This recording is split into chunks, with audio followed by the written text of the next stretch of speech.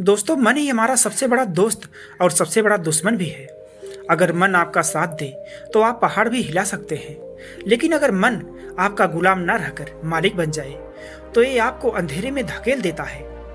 आज मैं आपको 6 ऐसे चरण बताने जा रहा हूँ जिन्हें अपनाकर आप अपने मन पर पूरा नियंत्रण पा सकते हैं और अपनी जिंदगी की दिशा खुद तय कर सकते हैं। दोस्तों, पहला चरण है अपने विचारों को पहचानो। मन को काबू में करने का पहला कदम है जागरूकता। ज्यादातर लोग अपने विचारों के गुलाम होते हैं। गुस्सा आया तो फट पड़े, डर लगा तो रुक गए। लेकिन क्या आपने कभी अपने विचारों को पकड़ने की कोशिश की है?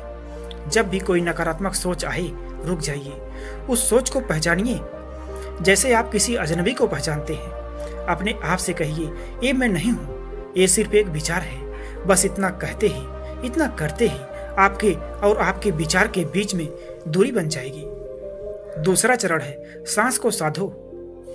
मन को काबू करने के लिए सांस सबसे आसान और असरदार हथियार है। जब मन बेकाबू हो तो गहरी सांस लें और धीरे धीरे छोड़ें। 4 सेकंड सांस लें, 4 सेकंड रोकें, 4 सेकंड छोड़ें।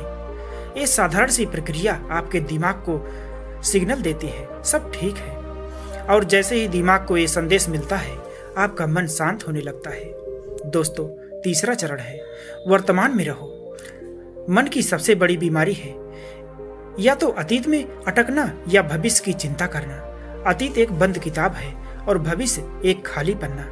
आपका असली जीवन सिर्फ इन पलों में है। जब आप पूरी तरह से वर्तमान में जीते हैं तो मन को भागने का कोई मौका नहीं मिलता, क्योंकि मन या तो पुरानी यादों में भटकता है या आने वाले कल की फिक्र में डूबा रहता है। आज पर ध्यान दो, यही असली आजादी है। दोस्तों, चौथा चरण है अनुशासन को आदत बनाओ।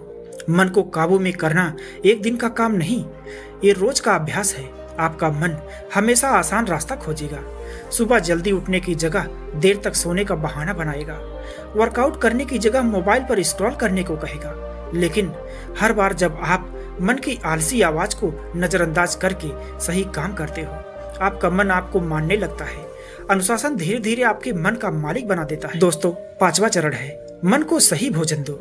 मन भी शरीर की तरह है। जैसे शरीर को अच्छा खाना चाहिए, वैसे मन को भी अच्छा विचार चाहिए।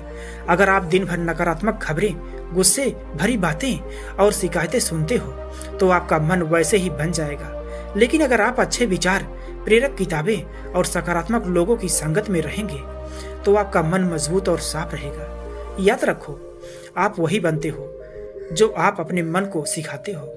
मन को काबू में करने का अंतिम चरण है खुद को जानना। दिन में कम से कम 10 मिनट के लिए अकेले बैठो, बिना मोबाइल, बिना शोर, सिर्फ अपने साथ। अपने आप से सवाल करो, मैं कौन हूँ? मैं क्या चाहता हूँ? मेरी असली पहचान क्या है? जब आप खुद से जुड़ जाते हो तो मन की छोटी छोटी लहरें आपको डुबो नहीं पाती।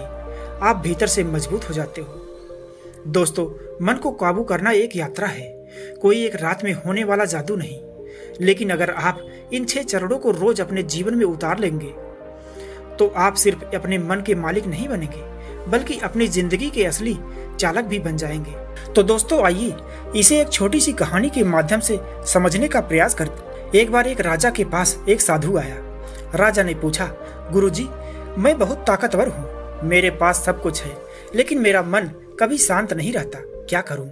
साधु मुस्कुराए और बोले, राजन, ये प्याला लो और पूरे महल का चक्कर लगाओ, लेकिन शर्त यह है कि इसमें पानी की एक बूंद भी गिरनी नहीं चाहिए।